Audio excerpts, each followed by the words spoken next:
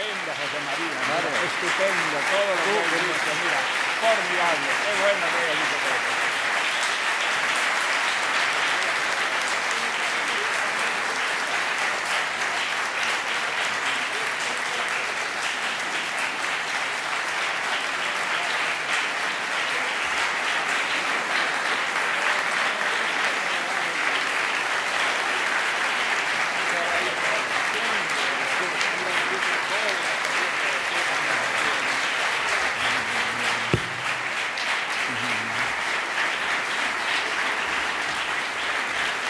De agua. Sí, sí. Muchas gracias. Señor presidente del Gobierno, señor presidente de FAES, señor presidente de la Comunidad de Madrid, señora presidenta de la Comunidad de Aragón, señores, señoras, queridos amigos. Recibir el Premio de la Libertad que concede FAES, después de que lo recibieran Su Majestad el Rey de España, la baronesa Margaret Thatcher y el presidente de Israel, Simón Pérez, es mucho más que un reconocimiento. Soy muy consciente que conlleva una responsabilidad, un mandato de rigor intelectual y también de conducta cívica. Agradezco de todo corazón este reconocimiento, así como las palabras tan generosas que acaba de pronunciar sobre mi persona y sobre mi trabajo de escritor el presidente Aznar. De más está decirles que haré todo cuanto esté a mi alcance para estar a la altura de lo que representa este premio.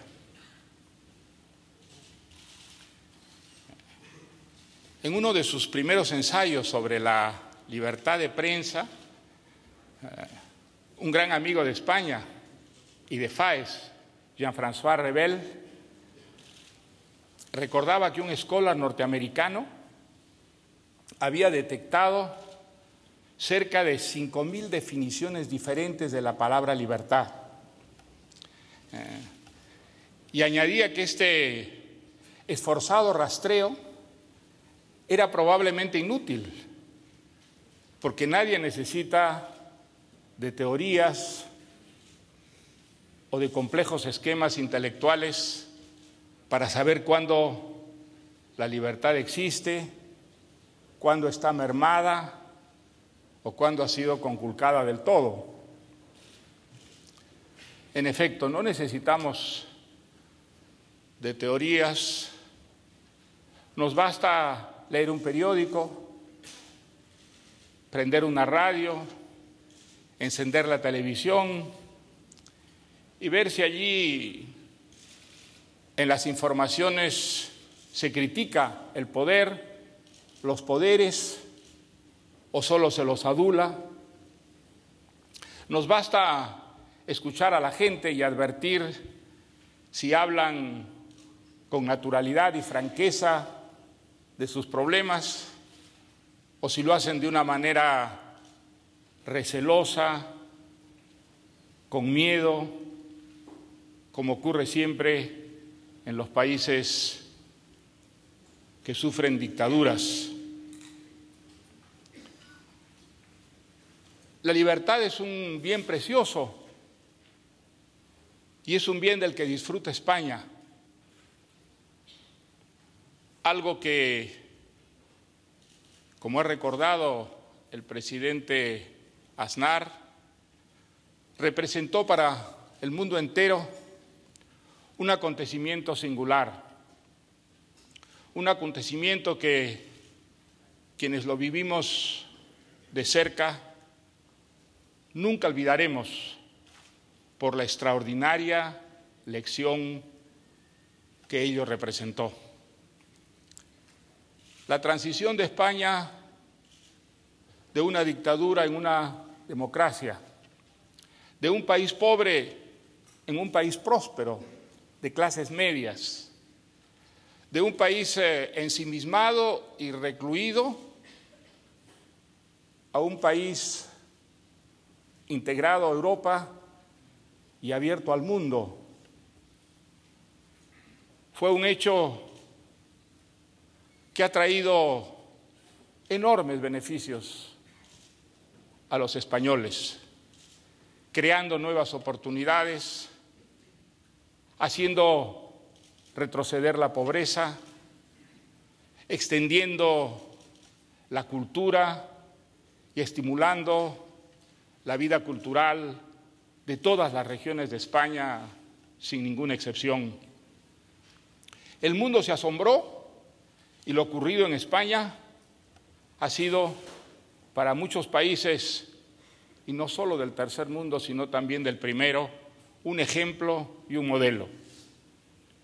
Conviene recordarlo ahora, precisamente cuando España vive momentos muy difíciles, una crisis económica profunda y sacrificios que están golpeando duramente a grandes sectores de la población.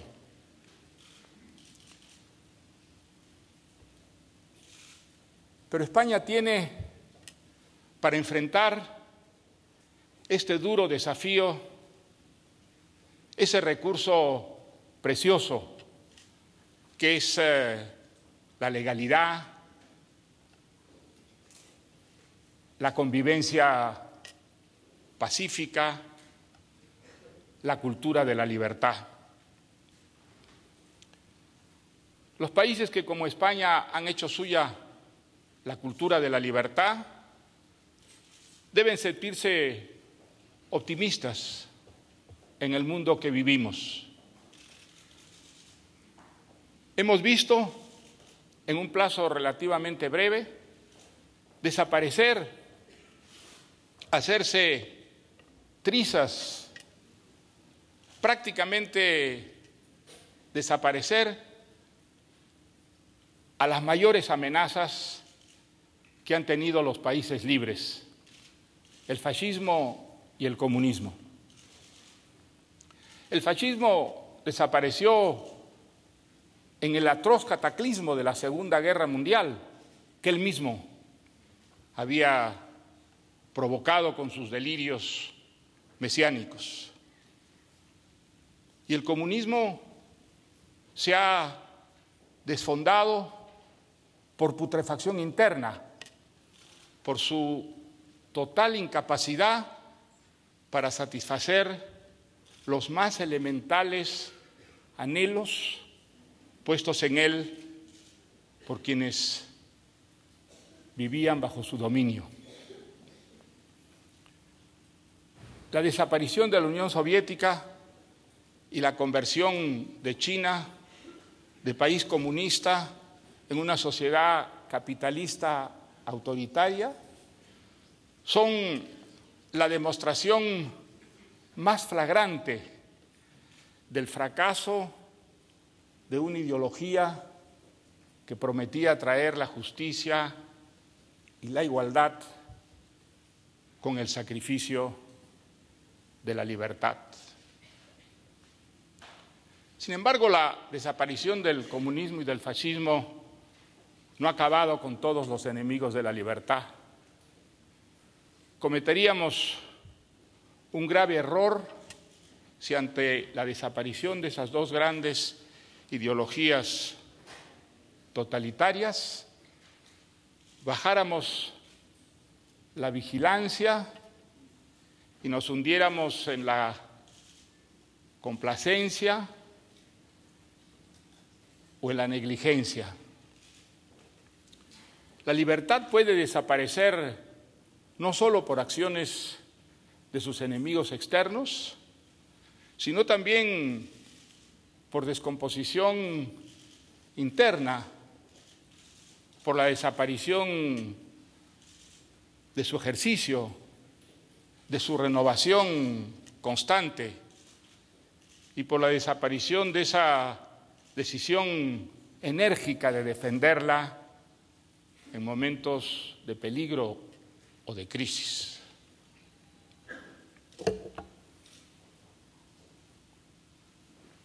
El gran enemigo de la libertad de nuestro tiempo es el nacionalismo. Una vieja ideología que periódicamente renace, sobre todo aprovechando los momentos de crisis. Un viejo colectivismo que atrae como un imán en nuestra época a los nostálgicos del fascismo y del comunismo. El gran desafío que tiene España no es la crisis económica, una crisis que por dura que sea, con las medidas valerosas que se están tomando y con los sacrificios que se hacen, terminará por ser vencida. El gran desafío que enfrenta la España libre y democrática de nuestros días es el nacionalismo. Hay que hacerle frente sin complejos de inferioridad, diciendo exactamente lo que el nacionalismo representa. Desde luego que no todos los nacionalismos utilizan el terror, el tiro en la nuca, los secuestros, los cupos a las empresas para lograr sus fines. Hay nacionalistas pacíficos que operan y dicen respetar la democracia,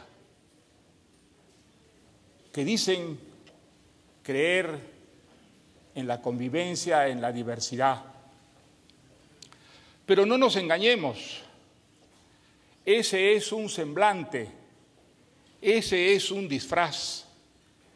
El nacionalismo es una ideología inevitablemente autoritaria y reñida con la libertad, porque el nacionalismo es una ideología que en vez del individuo soberano convierte en la esencia de la sociedad la vinculación del individuo con un territorio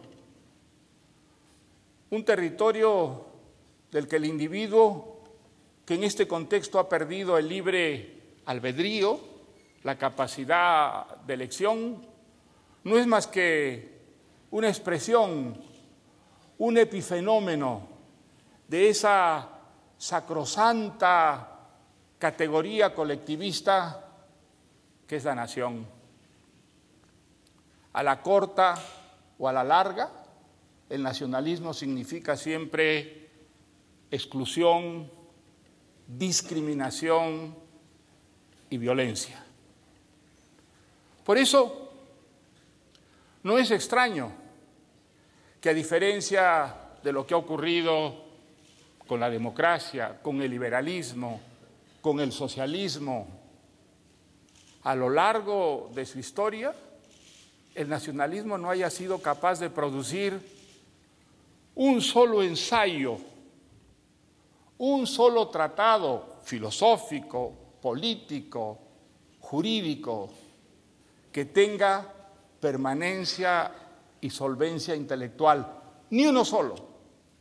Solo panfletos, propaganda, diatribas, catecismos políticos sin ideas, porque el nacionalismo no está hecho de ideas, de razón, sino fundamentalmente de pasiones y de instintos. Pese a ello, hay circunstancias como la que vive España en estos días, que crea un ambiente propicio de desazón, de confusión y de extravío en que el nacionalismo puede extenderse como las infecciones en los pueblos, en los cuerpos débiles y enfermos, con sus viejos cantos de sirena, el victimismo, un patriotismo entre comillas y esa panacea para todos los problemas llamada soberanismo, llamada emancipación. El nacionalismo es una amenaza que no debe prevalecer, que no prevalecerá, pero depende fundamentalmente de nosotros, de que le salgamos al frente sin temor y diciendo la verdad. Que el nacionalismo es la cultura de los incultos, lo que Popper, un gran filósofo de la libertad, llamaba el espíritu de la tribu, una regresión cultural y política hacia los tiempos remotos en los que el individuo aún no existía, en los que el individuo era, como el nacionalismo quiere que seamos, todavía un mero trasunto de la colectividad. Salgamos al frente al nacionalismo y derrotémoslo con las razones, que son las razones de la cultura de la libertad. España, como decía de Gaulle, de Francia, es un antiguo país que a lo largo de su larga historia, en 1001 aventuras que enriquecieron al mundo cultural, literaria, política, cívicamente, ha ido forjándose, fraguándose, cohesionándose, hasta constituir una indivisible unidad hecha de muchas lenguas, de muchas tradiciones, de muchas costumbres, hoy día compartiendo un denominador común que es el de la libertad. Preservemos esta unidad irrompible con su diversidad y sobre todo haciendo que nunca más en la historia futura de España esas dos palabras que ahora están unidas, España y la libertad, vuelvan a separarse. Que ellas sigan siendo mañana, pasado mañana y siempre el anverso y el reverso de una sola moneda. Muchas gracias.